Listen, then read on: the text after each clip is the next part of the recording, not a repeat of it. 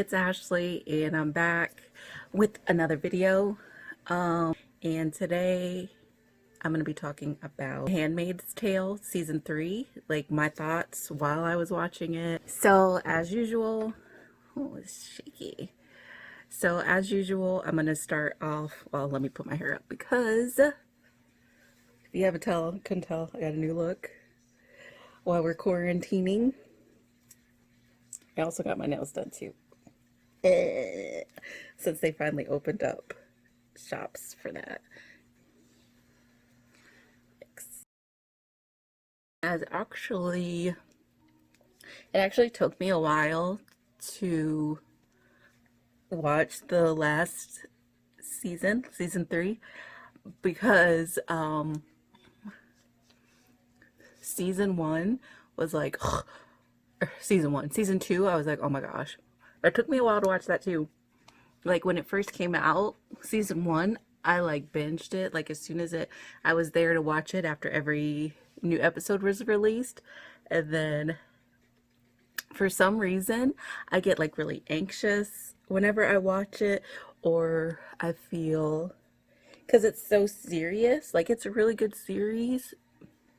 And I know it's totally fiction, but I feel like the plot is so, just like looking at it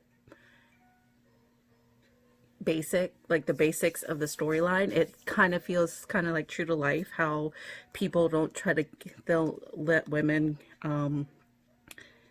have control over their own body. Like if you say you don't want to have kids, people look at you like you're some kind of demon. I'm like, why do you care? It's not your life. Do I stop you from having kids? And people are like, it's just because you're selfish. I mean, if that's what makes you feel better about your judgment of me not wanting to have kids, go ahead. Because me personally, yeah, I don't want kids. And people always say that. They're like, it's just because you're selfish. Or the tried and true, you will, when you get to a certain age, still haven't had that urge. I said I would if I married somebody, but if it wouldn't have been for, like, I wouldn't have wanted to do it. It's because my partner wanted to do it. So, and since I've took that decision out, like totally, like I can't have kids, and I made the decision to do it, I'm like, this is what you get. I'm sorry, I can't have any kids for you. Not that I wanted to myself. That would have been my gift to you, I guess, if that's the gift you wanted. I think that's mostly it. And then it's like, women just don't have get to make a decision. They're second-class citizens. And I'm like, it just makes me think how far we say we've gotten as a society.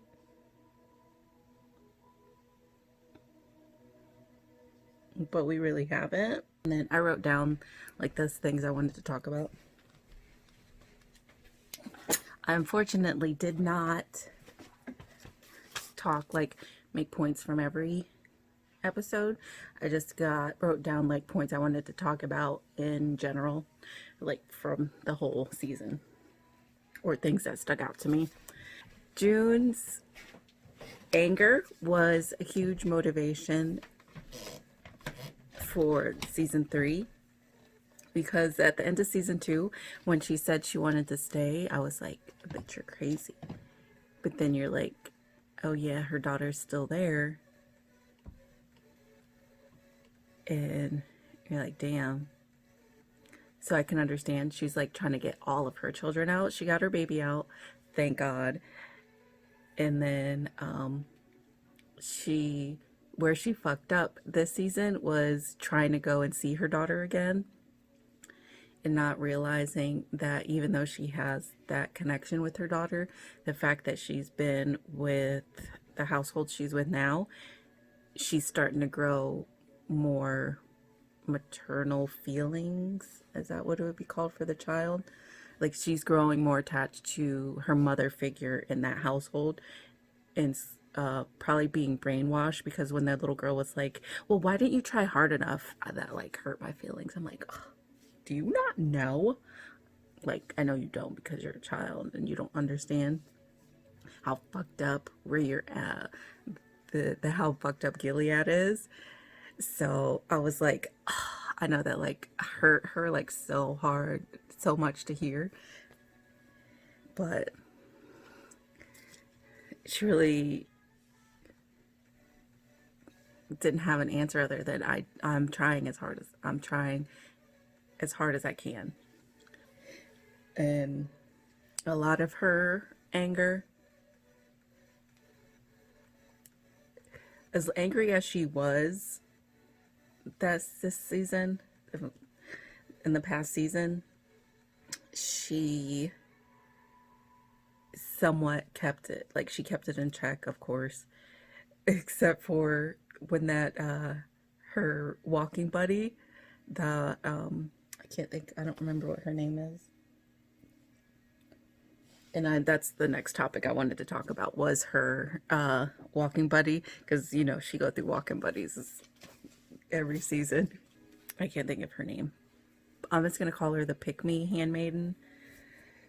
Is a black girl who was all about following orders and doing exactly what they said. And the fact she always had some little snarky remark, which is what they want them to say when they're freaking brainwashed by Gilead, of course. I don't put on as much makeup since I'm not going anywhere, just when I film. I think this should be good. I already wet my sponge this time.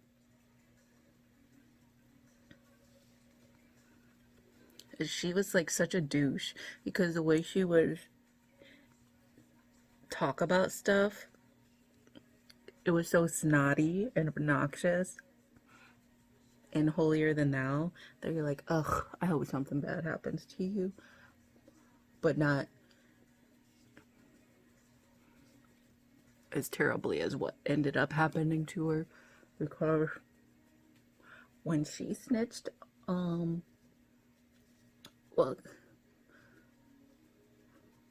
when she basically snitched and got June's daughter moved from where she was at, I wanted to do the same thing June did to her when she yanked her up right quick, and she was like, I don't forget. I don't remember exactly what she said, but she was like, do you know what you fucking did? You should be thankful. Your temptation's been lifted. What did you do?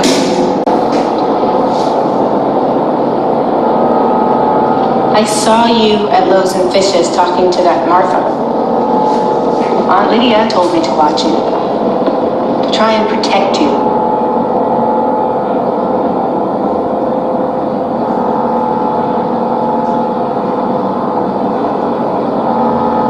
What did you say to her? I saved you. We saved you.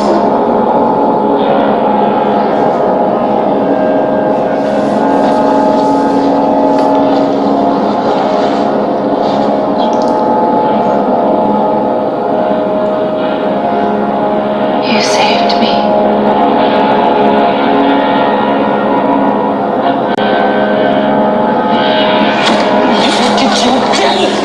What did you do? Do you have any idea what you did? Do you? You fucking bitch! Do you? Stop it! Do you know what you did?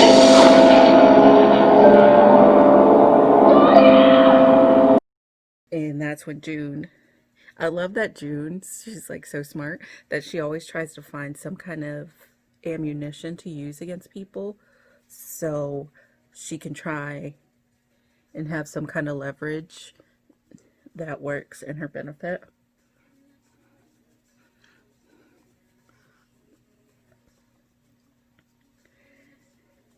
And when she's seen her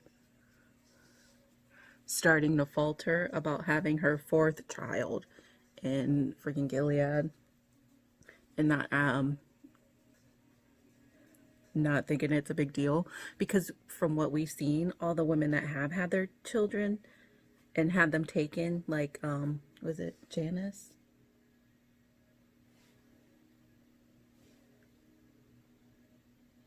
Janine.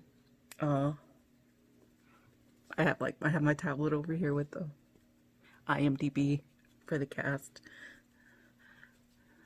but some of them don't have pictures. That's why I can't remember what the pygmy handmaiden's name was.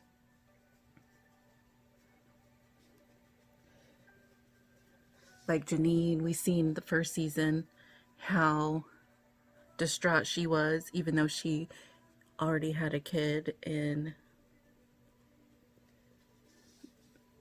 the real world. Oh, that's just what I'm gonna call it. Like, she had a kid before this in the real world, and she was like, it was taken from her, of course, just like with June. But we seen how distraught she was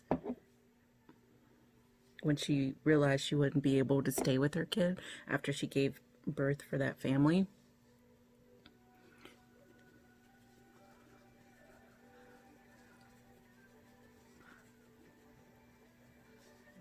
Which is really sad. And then, speaking of Janine, what happened with her son was sad. Because like what June said when she got the research information from the Lawrences to look through to find out where everyone's kids were that already had them when she was coming up with her big plan, which was fantastic. But speaking of that, I'm just like all over the place. I hope you can follow along. But the Lawrences, I already thought, I think I remember, because it's been a while since I've seen season 2 before I watched season 1, and you know, they give you like the brief overview so that you can like remember most of the major plots, but not like all the intricacies and everything. So I remember Emily gave him a hard time last time, like being a smart ass with him and everything, and him allowing it. So I'm like, oh, he's cool. He's cool as shit. But I forgot that he was basically the person who made the blueprint besides Serena Waterford. She was one of the people that made the blueprint, or he was one of the people that made the blueprint for the Gilead, and how everything's run and all fucked up. And I'm happy June picked up on it, because how are you the person who created this? And you were probably happy about it when it first happened, but you didn't think they were going to distort and exploit it as much as they did. But the fact that he didn't sleep with any of his handmaidens, because he actually respected the union of his wife, like even though she couldn't have children, he dealt with it and he was happy with it, besides the fact he didn't want any, she did. The fact that he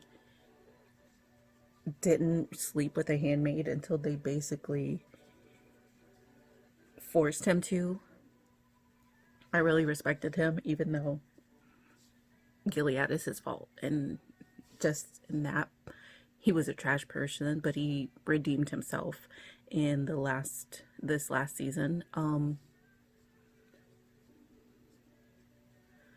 don't think he's gonna be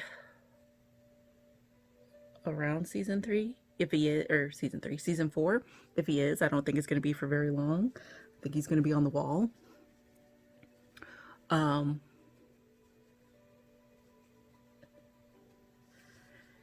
But him, and then his wife, I felt so bad for her. She was so sweet. But, and then that was the other thing too. He was like remorseful of his wife, because he knew that if she was out in the real world, she would get the treatment that she needed. And she seemed like when you first met her, like more about her this season, I just thought she was physically sick. Not just like everybody else where she can't have kids. I thought, well, that's all I thought. I just thought she was like physically sick. I didn't know she was mentally sick until this season when you learn more about her.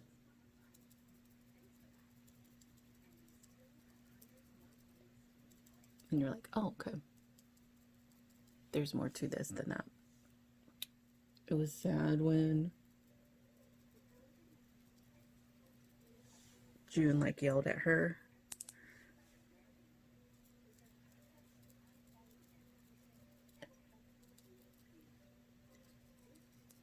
I don't think they really said what she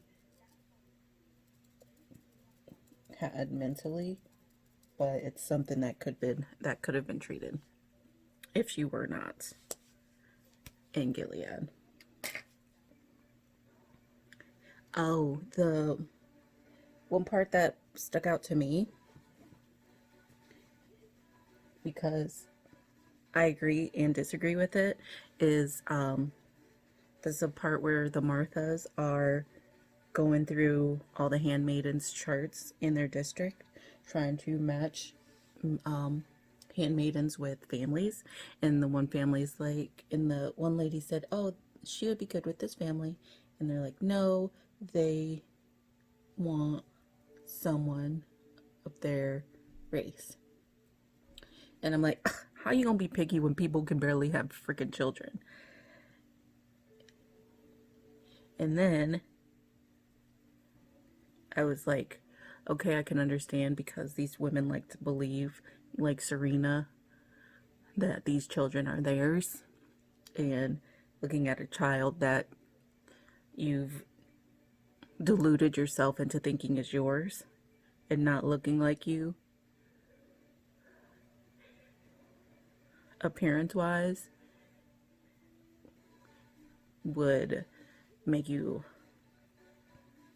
feel less than a mother to that child or whatever. So I was like, okay, I understand. But then I'm like, you can't complain when, like that one girl, she had the child where the umbilical cord was wrapped around it. That's when the pick me handmaid kind of went off the rails too, when she seen that. And it was sad that when they showed that scene and June was looking, I was thinking the same thing. And I was like, well, at least the baby made it out of it. But when the picky handmaid snapped in the store, in the grocery store, I was like, this really is getting to her more than she lets on. But if she wouldn't have fucked over June like that, I don't think that would have happened to her. But she fucked up the plan. Aunt Lydia. I had some sympathy for her when they started to do her backstory and you seen that she was a teacher and she was like a decent person. Because like in Gilead, she's a complete, well, she's a piece of shit, but she's a nice piece of shit when you do what she says. Like most of the people with power. I was like really happy when I seen her story, and I was like, when she was helping that single mom with her son, and she was like, yeah, she was like, you're a lesbian. I was like, I could see it. And then I was like, no, she's not, because when you seen her flirting with the principal, you're like, they're cute together. And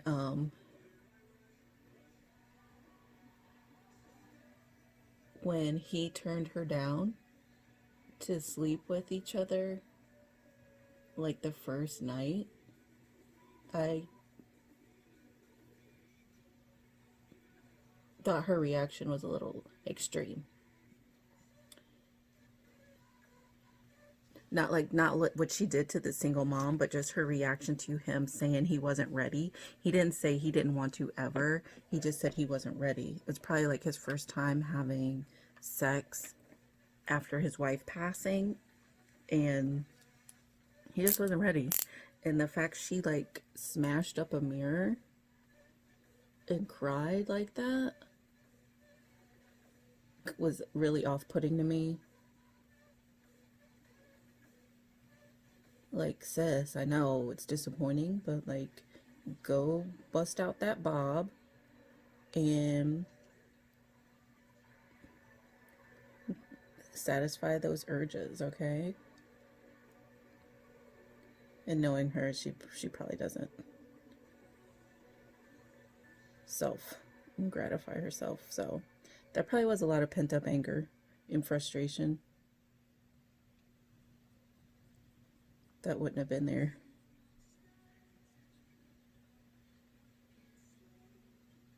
If she's taking care of herself like she's supposed to. No, I'm just kidding. Her reaction to him saying he wasn't ready was extreme, and then her retribution or her revenge on that single mom for, I guess in her twisted mind, setting her up for failure was disgusting. And the fact that she did that and didn't think that it was didn't see anything wrong with it was crazy. And that's when I was like, no wonder she fucking likes Gillian. She thinks any woman that has a kid and is not married, because that's kind of like she gave the mom a hard time about, even though they became friends and everything, that's she gave the mom such a hard time about that. And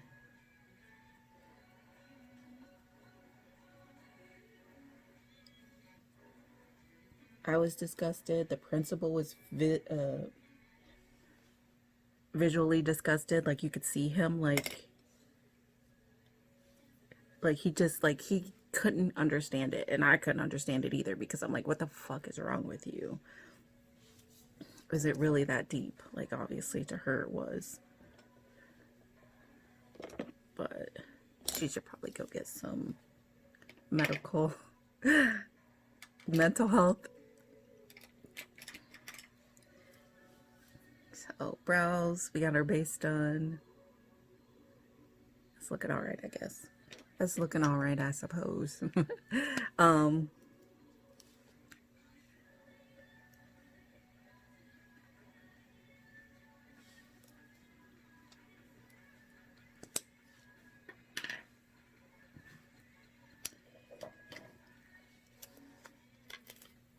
The color, I want to use Wigglies for sure.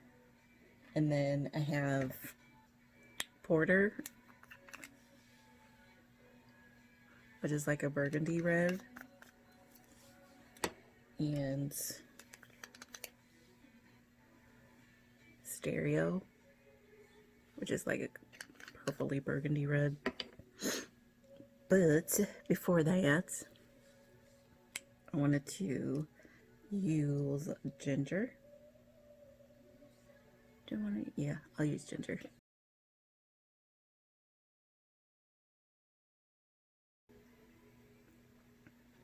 Did I show you guys? Edges is right there. You see my nails? My cousin's gonna be so mad at me if she watches this video. I'm sorry, Haley. I done already lost jewels already on this finger. On both fingers.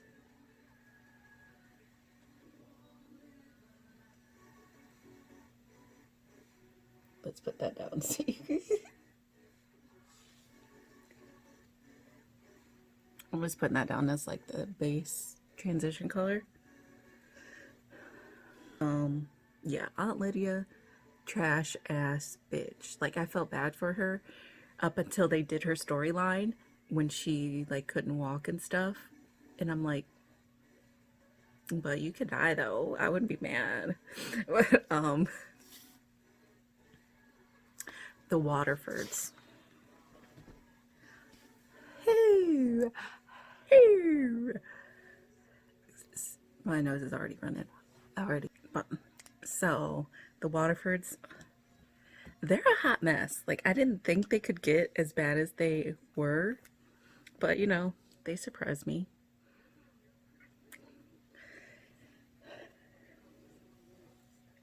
So I'm gonna be using, this is Porter, and this is a Colourpop Super Shock Shadow. This was the one of their first collaborations with Kathleen Lights.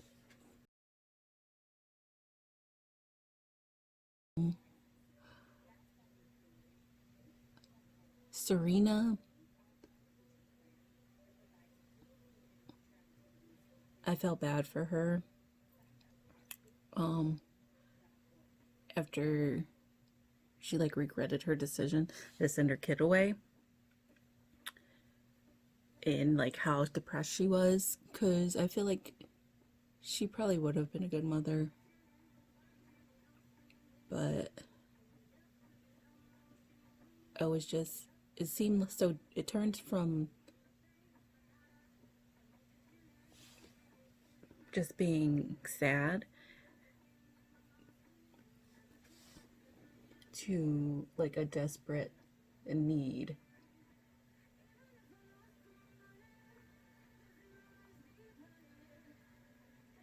And I think most of it stemmed from her husband, like cutting her finger off. I'm like, when that happened in season 2, towards the end, I was like, damn, you thought you had some power because you helped shape part of Gilead, but you're still a woman. You don't have any say. You better not step out of line, or we're going to make an example of you, which they did. And she became depressed, which is understandable, because yeah, in your home, your husband treated you as an equal, because before all of this happened, he really had genuine feelings of love for you, and he understands what an amazing woman you are. And you're probably, if not intelligent, if not more intelligent than half the men that are in charge. You could have made like something great. Like, you could probably make better decisions, which is what he uses to get, so he can get ahead. And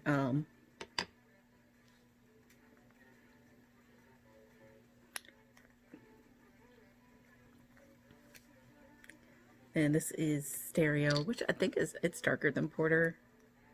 Well, they're kind of around the same lines, but this one's just a little bit more purpley burgundy.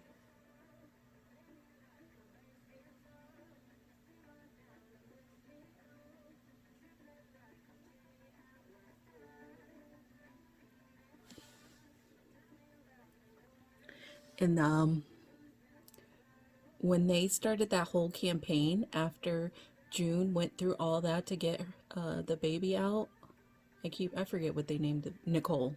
After they went through all that work to get Nicole out of Gilead, and then Serena had her whole like breakdown, I thought she really was going to kill herself when she went into the ocean. But I think that was if I can remember, that's when she had the realization that she wants her baby back, and she's gonna fight to get her baby back. And they had June up there acting like some kind of martyr.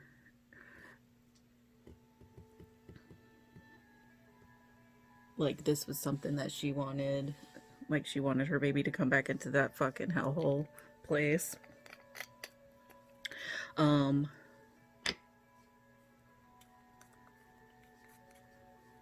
No, sorry, bitch. Next, I'm gonna use Wigglese, which is this red right here.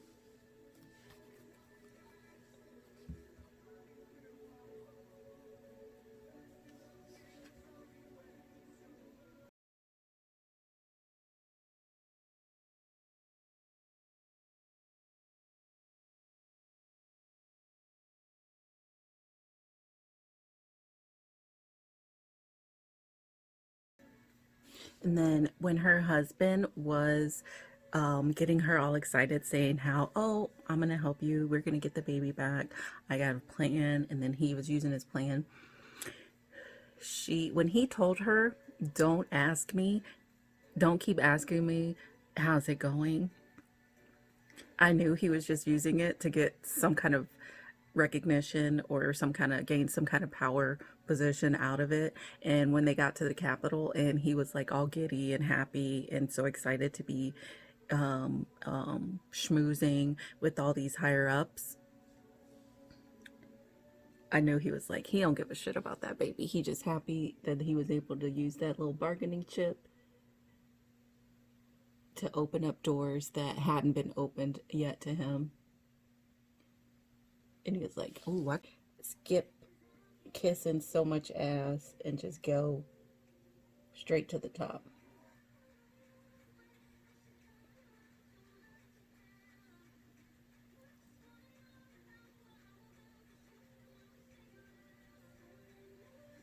And Serena figured it out. Like, she fell for it at first because she was in a vulnerable position after she realized what she did, in that she got they got tricked by June. She was in a vulnerable position, and he exploited that shit for his own gains quite eloquently. I was like, I wasn't surprised though, because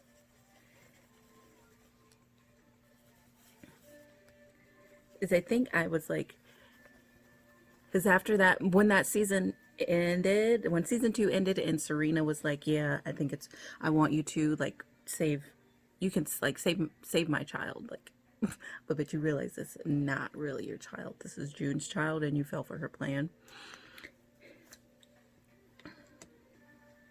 I had some sympathy for them. Well, not really them, for her. The husband, I just think it's, ugh.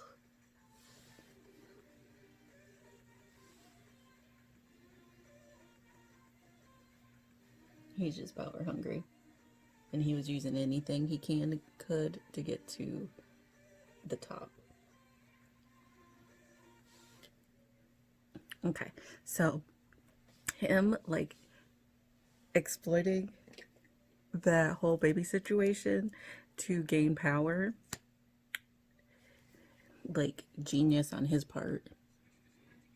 But he didn't know his wife had other stuff going on. And when she tricked his ass, oh my gosh. It didn't even dawn on me though when they were driving. But he kept saying, I'm like, something's gonna happen. It just didn't click. Because they were like driving, and he was like, man, where is he taking us? The guy that was supposed to kidnap the baby for them and bring her back into that hellhole. It didn't click until they like got out of the car, and he's like, where the heck are we? And he's like, you've just crossed into Canada. You're under arrest as a war criminal. I was like, oh, damn. And then when they took his wife, I thought she was gonna get like arrested too, until you found out she basically was behind the whole thing. She just wanted to be with Nicole.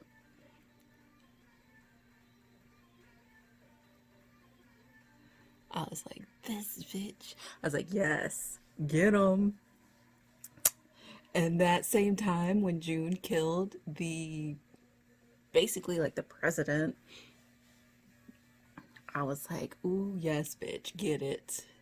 When that part happened, I cheered. I cheered. I cheered. When June killed old boy from Law and Order SVU, I cheered then. And I thought he was gonna kill her. I was like, oh my god, no, come on, June, you can do this. I was like, I know you got enough anger in you to take care of this motherfucker. And I know she found that strength deep down in the pit of her stomach. And she shanked the shit out of him. And I was like, yes.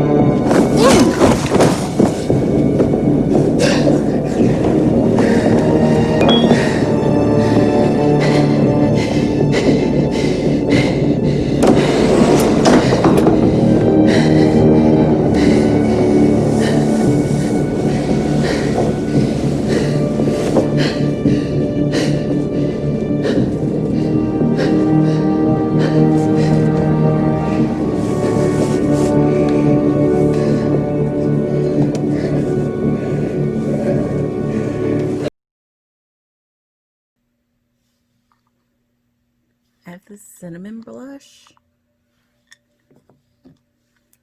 or this cacao. I think I just might do the orange. Like, let's be bright. Let's be over the top. Let's do it. So when it came and Serena was like, take care of yourself when they met up, I was like, this bitch, she was behind it. Because I was like just as surprised. What is it, Joseph? I was just surprised as he was.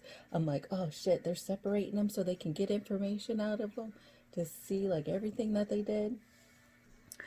And when it came that she actually set up everything from the beginning just because she thought it would give her a better chance to be with Nicole and see her, I was like, this bitch.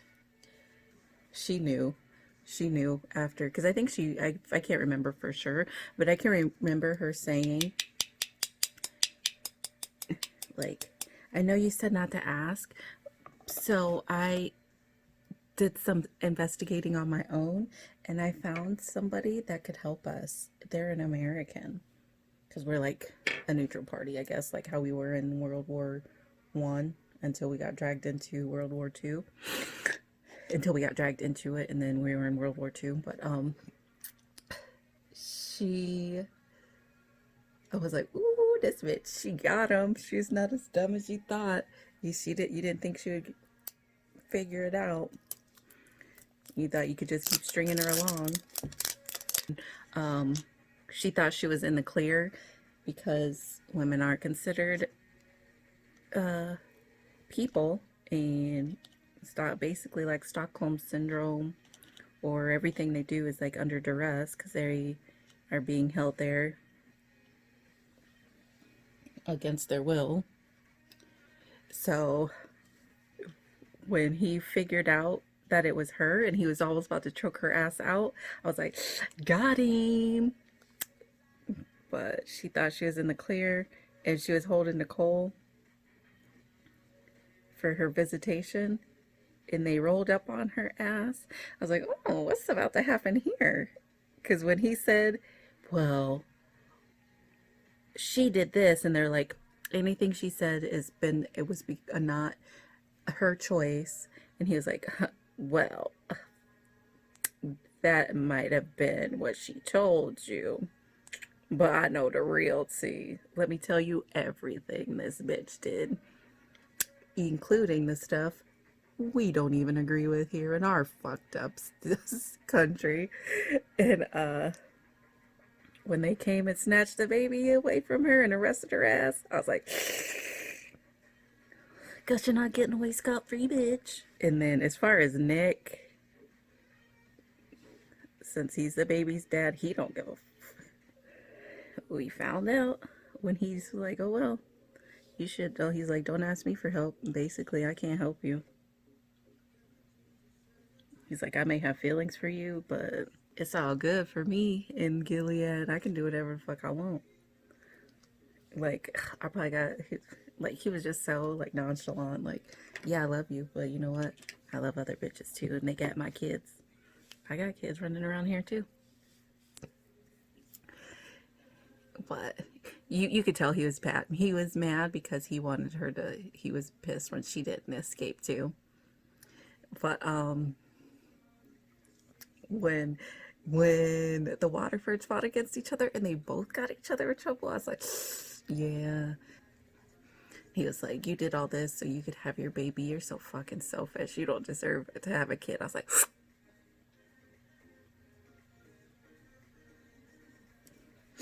damn. Let her know how you really feel. And then Mayday, like when they had the whole, I had some other stuff too, but I don't really want to talk about it. It'll probably be more in depth, like with Emily and June's family, like her husband and Nicole and stuff. But anyways, Mayday, that plan, I keep following people and they keep saying chef's kiss, and now I want to do it. I'm like, it's like, I think it's Keisha. She got it from somebody else, but I've been watching her a lot, and she says it. She's like, chef's kiss. That plan was brilliant. The fact that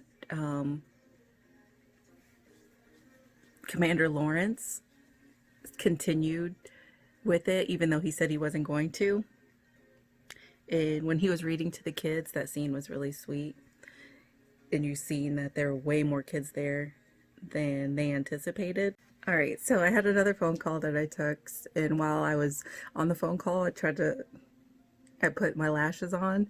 I should have watched the rest of the video so I can remember what I said. But Mayday, like that whole execution of the plan was great, because at first, when that first housemaid showed up and it was like still broad daylight, I was like, this bitch done fucked the plan up. Why are you out here kidnapping the kid in the middle of the day when everybody's there? And I thought June really was going to shoot her.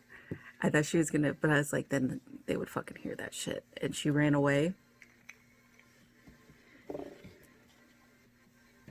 And she basically spilled her guts, because I'm pretty sure they probably tortured the shit out of her. And they had to decide, they're like, hey, are we going forward with this or are we not going to?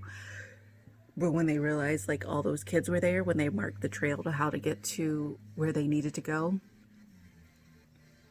that's when I think that's when everybody who was like kind of like, I don't know if we should do this, when they seen all those children and they seen basically the future and how many of these children could go on to become something great other than just a mother. They could have other titles too. I think that's when everybody was like, yeah, we're doing the right thing. And everybody else is agreeing with us because we ended up getting more kids than we thought we were going to. So that was like a really beautiful scene. I posted another scene too on my Instagram when I said I was going to talk about this, and this has nothing to do with May Day, but it was when they were using June as like some kind of prop, and she was standing there like glaring at the camera, and she has the wings behind her. I think that's very fitting for her portrayal in this season, because she was like, I forget what the scripture was she read at the very end of the episode. And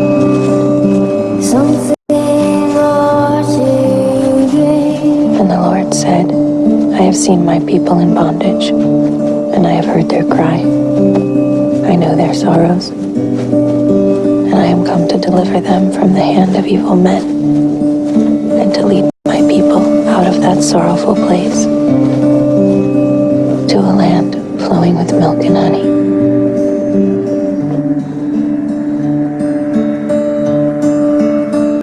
But she really was like the guardian of mercy, or she's like the angel for these kids. Like she is their guardian angel, helping them all get to somewhere safe and taking care of them. And when June sacrificed herself so they could get the kids on the plane and everything, when that whole thing was executed, it was great. I was like so happy, ecstatic.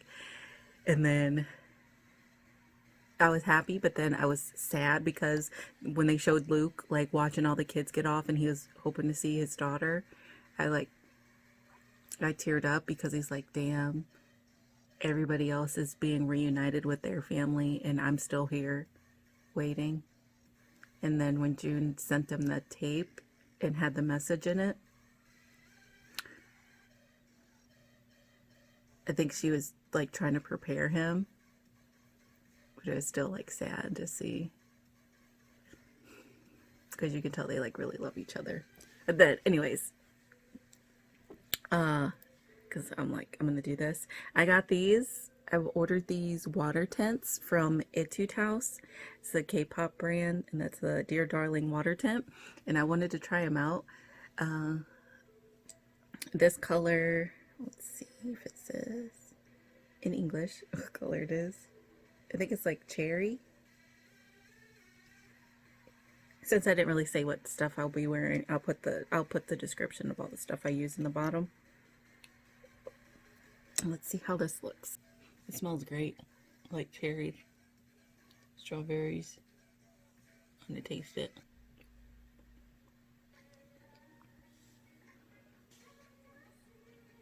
I thought it'd be darker than this. It's not. It does not taste good.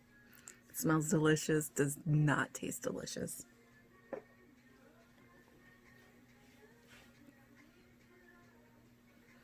This is like a lot of red going on, because like my hair is like reddish orange, and then my eyeshadow, and then my lips, and my blush.